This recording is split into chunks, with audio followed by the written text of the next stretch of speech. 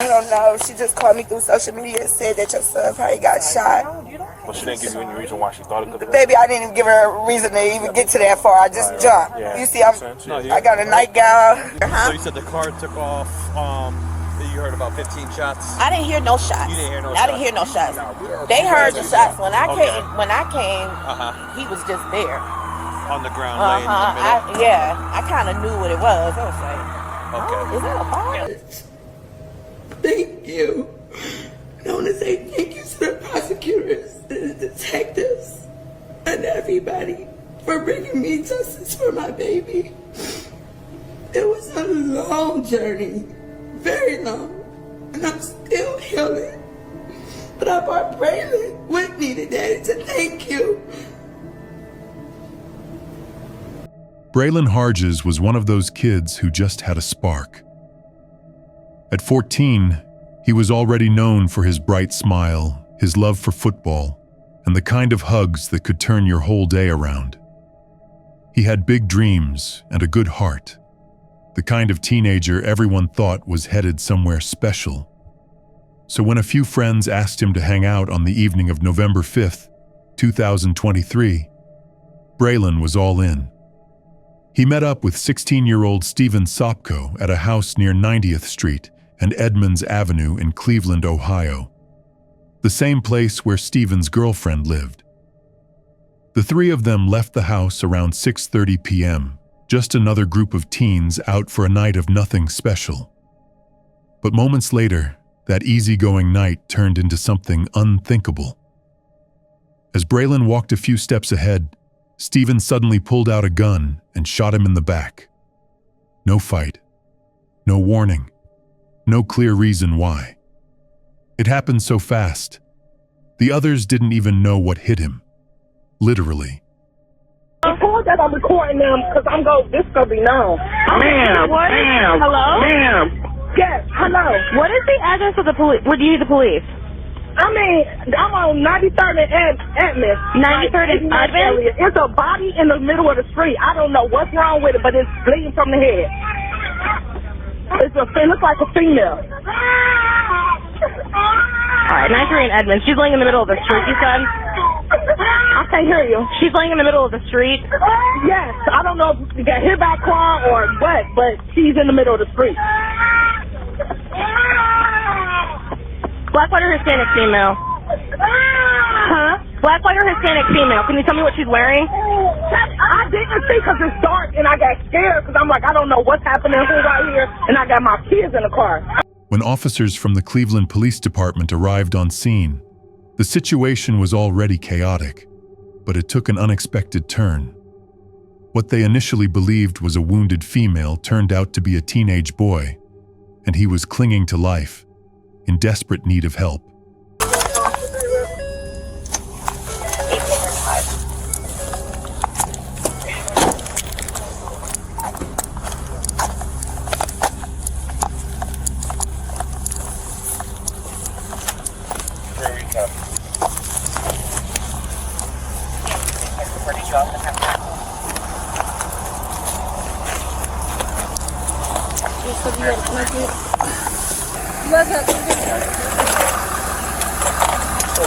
Upper right shoulder, and nothing north of the blood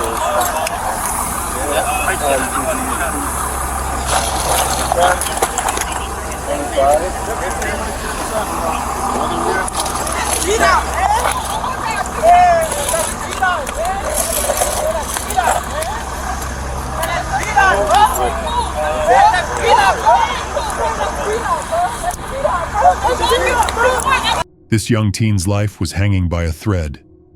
Braylon had been shot 15 times, a level of violence that left first responders fighting against the clock.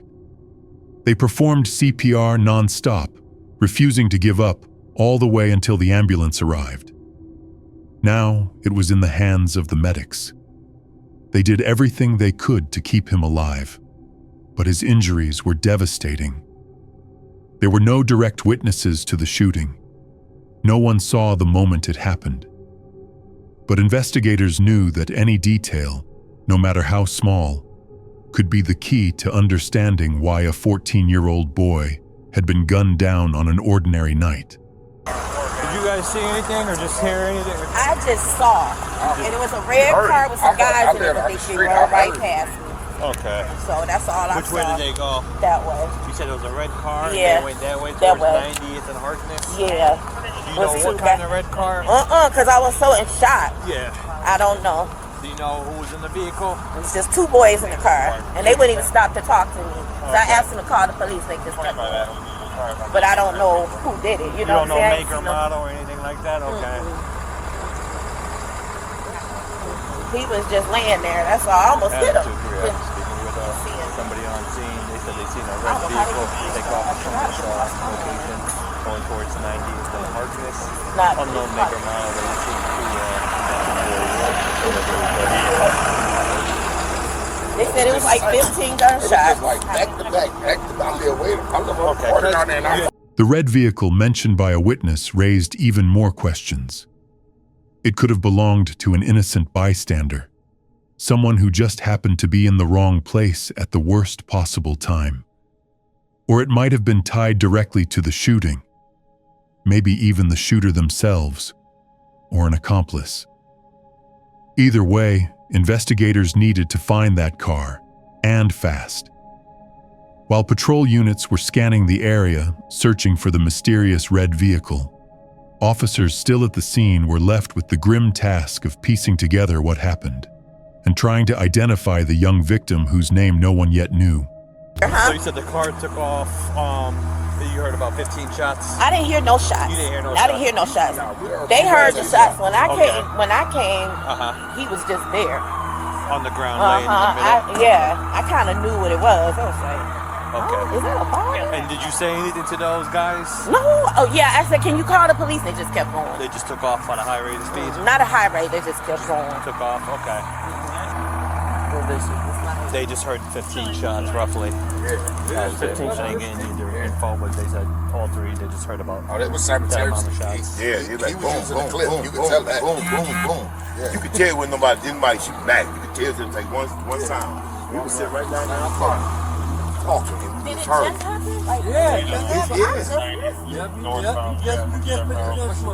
Officers didn't have to wait long for a breakthrough.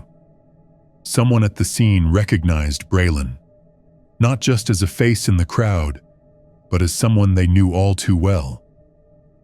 That's when the tragedy became personal. They said my son probably got shot on the one-way. I don't stay in the neighborhood no more. Okay. We jump in the car, we drive over here, we see y'all, we run up. And what is description? 5'6", 5'6". light skin. I just took back, I think like 205 now. Wait, 205? Okay. Let me just give me a couple minutes, okay? Sierra LaFleur told officers she found out about the shooting through a post on Instagram. And the moment she saw it, her heart sank. Something told her that her son might be involved. She couldn't name a suspect, and she didn't know who pulled the trigger. But what she did have was information that helped officers confirm the victim's identity. It was Braylon. I don't know, she just called me through social media and said that your son probably got shot. But she didn't give you any reason why she thought it could have been. Baby, I didn't even give her a reason to even get to that far. I just jumped. Yeah. You see, I got a nightgown. You're okay. No, do you have your ID on you, ma'am? That's, you said your son, right? Yes. Okay. Yeah, we don't know anything yet, so I'm not gonna tell you anything. So.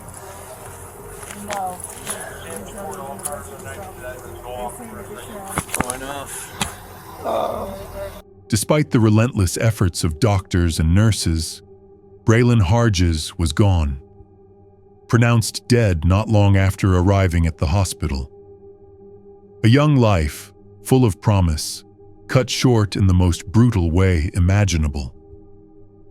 Now, investigators were left with a murder case, but almost no evidence. No weapon, no clear motive, and no solid leads. It was up to the Cleveland Police Department's homicide unit to put the pieces together. And their first move was to turn to social media, hoping it might point them toward whoever had pulled the trigger. mentioned the lady in the White House. Do you think you would be able to figure out which house that is? So this is 90th going north. right. So you see how her house is? Because I heard his body was in the middle of the street. Yeah, it was closer to like here. Right. It's almost right where that like exit. Yeah. So one of these houses is all white, and their doorbell caught it. Okay. Which they sit right on the corner. She said it's a white house. The doorbell caught it. I know that night, I think I knocked on one of these doors.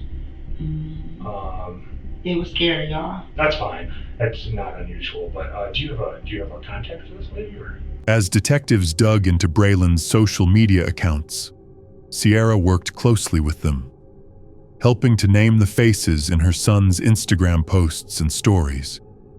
Then, she saw someone that stopped her cold. One young man stood out immediately, and as soon as she realized who he was, red flags went up. Something about him didn't sit right. I'm just, and I know he was having a conversation with this kid, right? Right. This is alarming me. This is who I believe. This kid is alarming me to the point where something. Yeah. His name's coming up a lot. Like if he set Braylon up. That's what the word on the street is. And I'm gonna show you some messages. Oh, I got my phone. I gotta show you some messages. Somebody inboxed him and asked him, did he do it? He said, oh, he's not snitching anymore. Or sneak dissing with the laugh emojis. Okay. Hardcore messages from talking. And then my son like, hey, I heard you was, he sent on the message. My son said, hey, I heard you sneak dissing my little brother. I got both of their Instagram, so I know what's been going on. Right. He said, oh, that was something. Blizz, I got to read the messages. I'll let you see it. Okay. You know, these kids abbreviate stuff. Right, I can't even figure them out half the time. Yeah. Do we know his last name? I should have brought Mario in. No. No, you're fine. I think somebody sent it to me, to be honest with you. The name Sierra gave them? 16-year-old Steven Sopko. And from that moment on, he was no longer just a familiar face. He was the prime suspect in her son's murder. And this is a girl. Her name is. She put this long live straight back from heaven. They said you were snitching on them. That's why they killed my son. I don't know what there is. She's supposed to be a gang off 105. Or is that a person? So to me, it sounds like a person. So this girl, that's a girl post. Yeah. But whoever this girl is, this light-skinned boy is in her pictures. Oh, so they're following. Yeah, like if they're connected. Okay. Like if that's his auntie or something, this light-skinned boy is in her pictures when you go through her page. Okay. Yeah, I would just like to get his thing so I can get a bigger picture. So Right. I can't, if I show this to someone, they'll be like, I don't know who that is. Yeah, so I don't know if it's like a gang or a person. I wonder if A person. dead from what I'm getting there. Right, so could it be his little brother? They said a little brother. It soon came to light that Braylon and Steven had been caught in a bitter storm of jealousy. A rivalry that played out on social media for everyone to see. Braylon had grown close to Steven's girlfriend, and that connection sparked tension. Tension that eventually turned deadly. But Sierra didn't stop at just naming names. Determined to help bring her son's killer to justice, she went even further, pointing detectives to a house across the street from where the shooting happened. That home had a ring camera. The footage was brought into the station, and as the detective hit play, he watched the unthinkable happen. Braylon's final moments, caught on camera in chilling detail. So, it's my understanding you have like a ring camera? It don't face that direction, but I got a camera that's in the driveway. It's kind of like in a blind spot, but you might can. Do you think we could pull it up?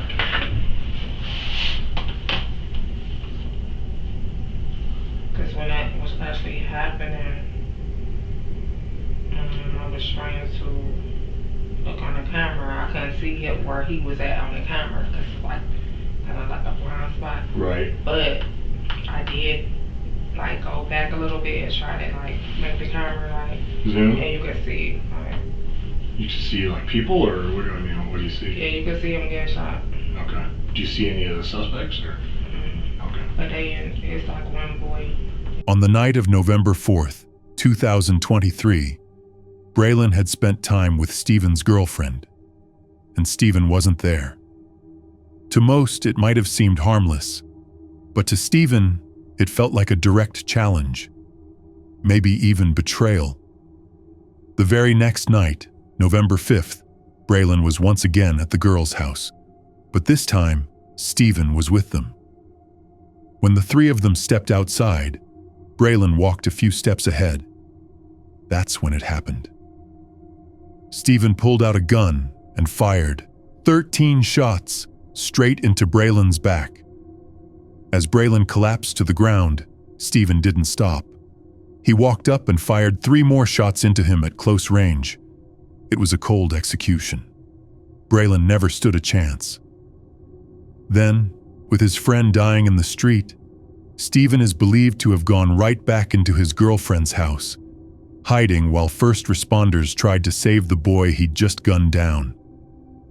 It would take more than a month for police to build a solid case. But once Stephen's cell phone data placed him near the scene that night, investigators finally had what they needed. An arrest warrant was issued. On January 4th, 2024, police arrived to bring him in. But Stephen wasn't coming quietly. He barricaded himself inside his home, triggering a tense standoff with law enforcement. But Stephen wasn't prepared. He was outnumbered, outgunned, and outmatched. Eventually, reality sank in. He surrendered without a single shot fired. But even in custody, Stephen refused to talk. He wouldn't give police a word. Hello, Mom? You okay? Yeah, I'm alright. Alright, baby. I got a lawyer. I'm having a talk to him in the morning. He should be down there to talk to you soon. His name is Michael Goldberg. Alright. This. Yeah. Hey, this is Detective Collins. I'm here with your son. Okay. So he told us there was nothing, he had nothing for us to talk about, so we just wanted to have him consult with you first. Okay.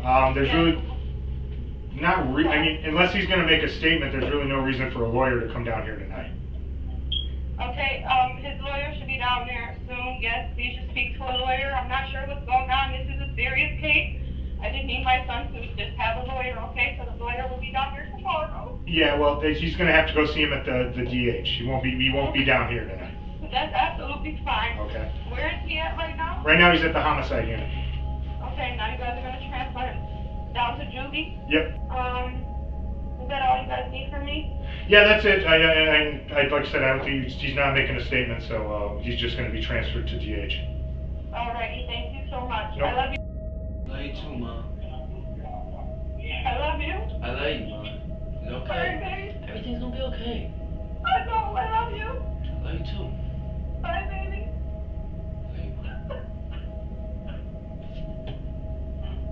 Stephen's silence didn't end in the interview room.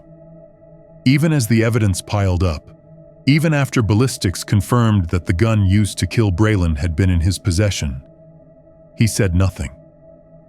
No confession, no explanation, nothing.